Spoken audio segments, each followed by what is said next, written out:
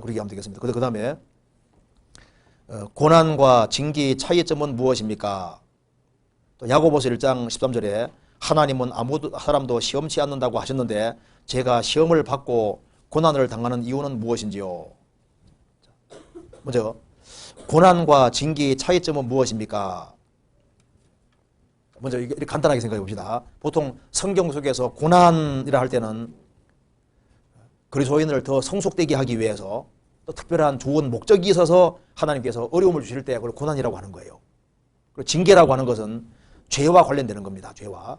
그래서 하나님 자녀가 된 사람이 죄를 지었을 때 일종의 훈계와 책망으로 내려오는 것은 징계인 거예요. 그래서 특별히 죄 지은 것이 아닌데 어떤 특별한 어려움 같은 걸 당할 때는 이제 하나님이 특별한 목적을 가지고서 내려주는 고난이라 생각하면 되고, 죄를 짓고 죄에 대한 벌로서 내리는 경우는 징계라고 할 수 있다고 말입니다. 야곱은 자기 형을 속이고 아버지 속였습니다. 두 번 크게 속였거든요. 그래서 자기 생애 속에 두 번 당했잖아요. 그건 징계인 겁니다. 근데 욥 같은 경우는 고난인 거예요. 죄를 짓고 당한 것이 아니니까. 그렇게 이해하면 되고, 그 다음 또 한 가지는 하나님은 아무 사람도 시험치 않는다고 하셨는데 이 시험은 좀 의미가 다릅니다. 성경에서 봅시다. 야고보서 1장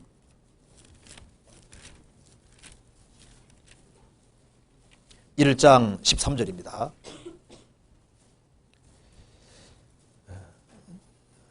(1장 13절) 사람이 시험을 받을 때 내가 하나님께 시험을 받는다 하지 말지니 하나님은 악에게 시험을 받지도 아니하시고 친히 아무도 시험하지 아니하셨느니라. 오직 각 사람이 시험을 받는 것은 자기 욕심에 끌려 미혹됨이니. 여기에 시험은 옆에 써놓으면 좋겠습니다. 템포테이션, 유혹이거든요. 사람이 유혹을 받을 때 내가 하나님께 유혹을 받는다 하지 말지니 하나님은 악에게 유혹받지도 아니하시고 친히 아무도 죄에 짓도록 유혹하지 아니하시느니라. 오직 각 사람이 유혹을 받는 것은 자기 욕심에 끌려 미혹됨이니. 자기 욕심에 끌려서 유혹되는 거예요. 그리고 하나님은 어떤 사람도 죄에 짓도록 유혹하지 않으십니다. 그런데 하나님은 테스트는 하셔요. 창세기 22장에 하나님이 아브라함을 시험하시려고 테스트입니다. 하나님을 정말 사랑하는 여부를 알기 위해서 독자의석 바치라고 시험했다고 되는데 테스트입니다. 그 테스트에 합격했잖아요. 그건 유혹이 아닌 겁니다. 또 한 가지는 욥은 10명의 자녀를 잃는 시련을 당했죠. 하나님은 그 사람 견딜 수 있는 범위 안에서 트라이얼, 시련을 주십니다. 주님은 테스트도 하시고 시련도 주시지만 감당할 범위 안에서. 그런데 죄에 짓도록 유도하는 것은 없는 거예요. 그죠? 그래서 유혹을 주시는 것은 없는데 저 사람이 정말 주님을 사랑하는 여부를 알려고 돈을 주기도 하고 뺏어가기도 하고 여러 가지를 주님이 시험하는 게 있거든요. 그 마음을 저울질하시기 위해서 그런 거 있어요.